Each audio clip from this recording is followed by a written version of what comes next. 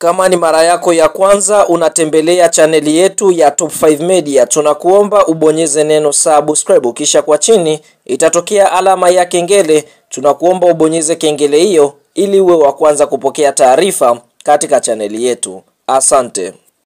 Habari kubwa ya kimichezo ambayo tunakwenda kuiangaza mezani siku ya leo ni kuhusiana na kile ambacho kimeweza kujiri ndani ya klabu ya soka ya Simba Sports Club kuhusiana na uwekezaji ambao umefanyika ndani ya klabu ya soka ya Simba. Kumbukwe kaswasa klabu ya soka ya Simba Sports Club inadhaminiwa na rais wa kwanza Afrika Mashariki, rais namba 12 barani Afrika, rais wa heshima wa klabu ya soka Simba, Mohamed Ghulam Dewji, ambapo Mohamed Ghulam Dewji amechukua 49% ya uwekezaji ndani ya klabu ya soka Simba, huku 51% zikibaki kwa wanachama wa klabu ya soka ya Simba Sports Club. Sasa kwa kile ambacho kimeweza kujiri siku ya leo ndani ya klabu ya soka ya Simba, kwa sasa hakutakiwi kuwa na mwekezaji mmoja, bali kunatakiwa kuwa na wekezaji kuanzia watatu, ambapo wawekezaji yao watagawana hizo asilimia 49 ambapo zipo ndani ya klabu ya soka ya Simba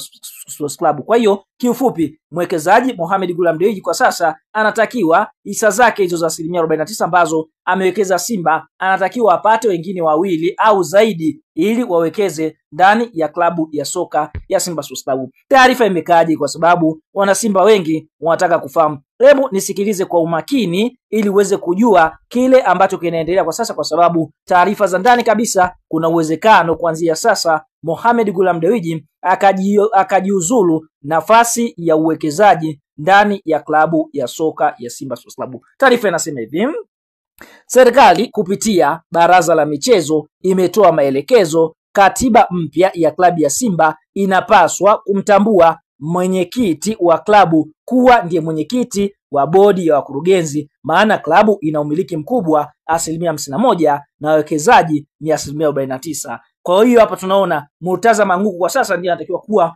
mwenyekiti wa bodi ya wakurugenzi na si kutoka upande wa wawekezaji, kwa sababu kwa sasa mwenyekiti wa klabu ya soka ya Simba ni Cletus Magori. Kwa hiyo kwa sasa anatakiwa Murtaza Mangungu katika katiba mpya ya Simba atambulikwa kama ndio mwenyekiti mkuu wa bodi, kwa sababu yeye ndio ana uwekezaji wa asilimia nyingi, 51%, akitokea upande wa wana Simba. Lakini kulingana katika uchaguzi mkuu, serikali imeagiza ifanyike tathmini nyingine upya ya kutambua thamani ya klabu ya Simba. Thamani hiyo inayotakiwa kufanyiwa upya ni logo ambazo inatumia Simba, jina lake na goodwill, bali sio majengo. Lakini kwa upande mwingine, kupitia mkutano mkuu, serikali pia imetaka mali zote za klabu ambazo zinahamishika zibaki bodi ya wazami na sio kuhamishiwa kwenye kampuni ya Mo Simba Company Limited, na badala yake zibaki Simba Sports Club Holding Company Limited, yani bodi ya wadhamini. Kwa hiyo tunaona hiyo ndio taarifa ambayo imeweza kutoka siku ya leo. Sasa kwa maelekezo ya mamlaka, maana yake Mo Dewji anapaswa kuwa na wawekezaji wenzake angalau kuanzia watatu, wagane hizo hisa 49%,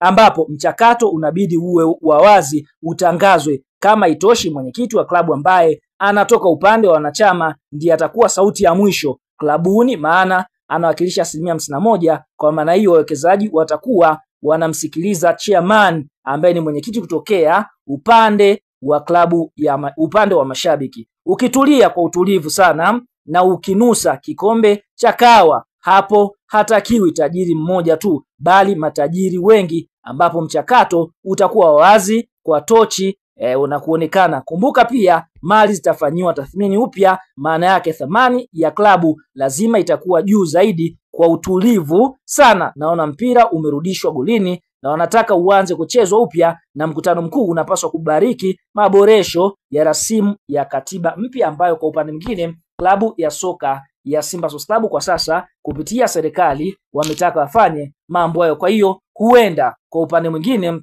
ikawa ni njia ya kutaka kumuondoa Mo Dewji, lakini kambi ya Mo Dewji ya Simba wanaangalia uwezekano wa kuondoa uwekezaji na kubaki na haki ya matangazo katika jezi za Simba, ingawa kipaumbele namba moja kinabaki kuwa kupambana ili kubaki na haki zote Simba, jezi na hisa, yani kwa maana kwamba wanataka endelee kuwekeza zile asilimia 49 za hisa na endelee kuwa na matangazo katika haki hizi za jezi. Lakini unaambia watu wanaokoteshwa balaa, vikao ni vingi vinaendelea ambavyo si rasmi, wakitaka jambo hili siweze kufanyika kwa sababu model hii anataka kushikilia asilimia zote 49 na baki na haki ya matangazo katika jezi. Lakini kama mambo yakiwa ni uwekezaji wa watu watatu, basi Mo anataka baki na haki za kufanya matangazo katika jezi, basi waje wawekezaji wengine wawekeze. Za ndani kabisa kuna moja ya tajiri naye pia ambaye anataka ajiwekeze ndani ya klabu ya soka Simba, ndio maana vuguvugu hili limeweza kupamba moto.